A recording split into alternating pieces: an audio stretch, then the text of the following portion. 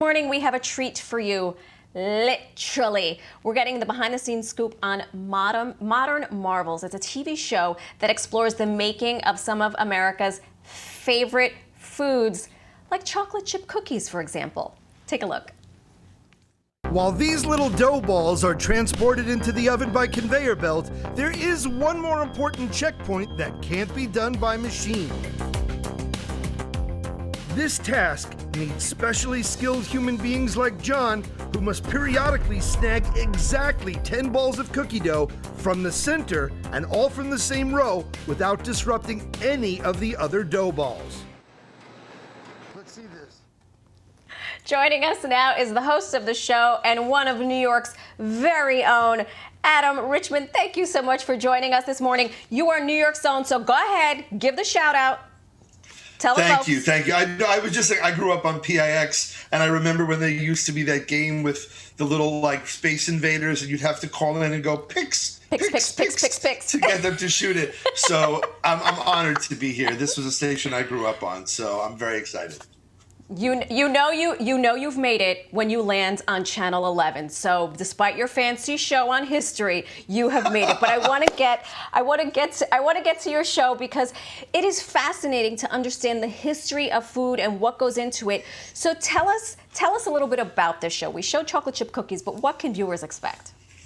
So Modern Marvels, basically I go to the big factories, the little mom and pop shops to really go behind the scenes to how these amazing sort of everyday wonders that we almost take for granted are made. So whether it's going to a 100-year-old potato chip factory like the Wise Potato Chip Factory in Berwick, PA, or going to the single oldest chocolatier in the entire country, the idea of we know how the innovation started, but like how do we meet the demand that makes ice cream a multi-billion-dollar a year industry? And the other thing is this: we know the story of Hershey and Heinz and Birdseye, but we never really get a chance to see these hardworking Americans that are on these factory lines for 3, 4, even 5 decades. So we get a chance to show the hard work and the amazing tech.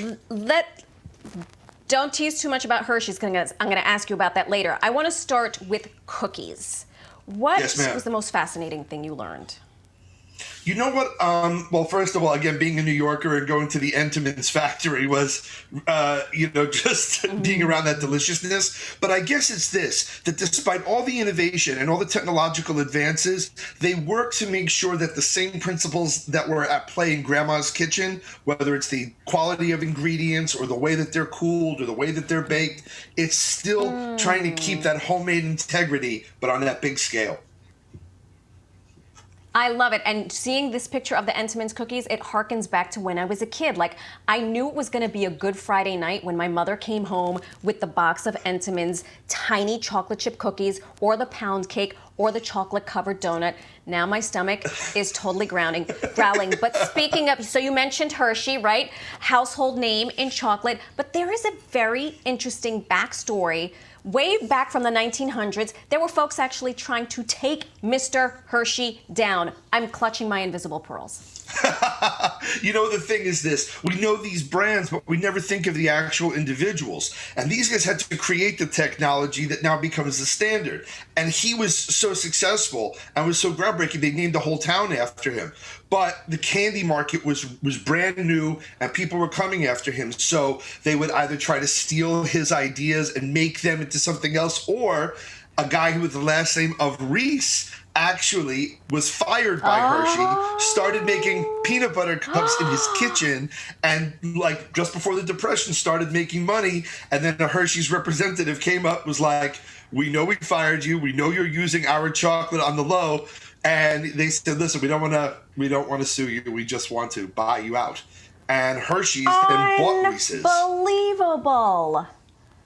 Yeah, okay, on the same there are vein, so many cool stories. A little known baseball player, Babe Ruth, got into a bit of a kerfuffle over the candy bar. Real quick, what happened there?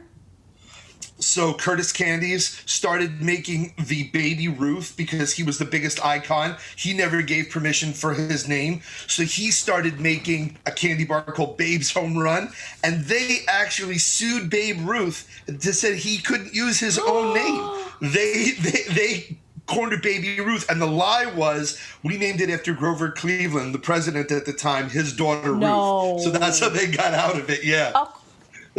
Unbelievable. We have to go, but not before you tell us about this lie that pizza was created in the Midwest. I don't believe you, Adam, and nor do my teammates. Okay, well, all right, pizza was obviously an Italian food, but popularized in the U.S. by two brothers in Ypsilanti, Michigan, who eventually started Domino's, and two brothers in Wichita, Kansas, who started Pizza Hut. And the reason it's called Pizza Hut, really quickly, they had a freebie sign from Coca-Cola that had 8 letters. They knew 5 of the letters had to be pizza, so that only left 3 letters. So they tried Pizza Pit. It didn't look good, so it became Pizza Hut. Oh my gosh, Adam, thank you so much. We have to have you back on the show. You My are pleasure. a font of really useful information. You can watch Modern Marvels this Sunday at 10 p.m. on the History Channel. Pizza Pit. I'm glad they went Not with such a Pizza good name. Hut. No, absolutely not. Back to you guys.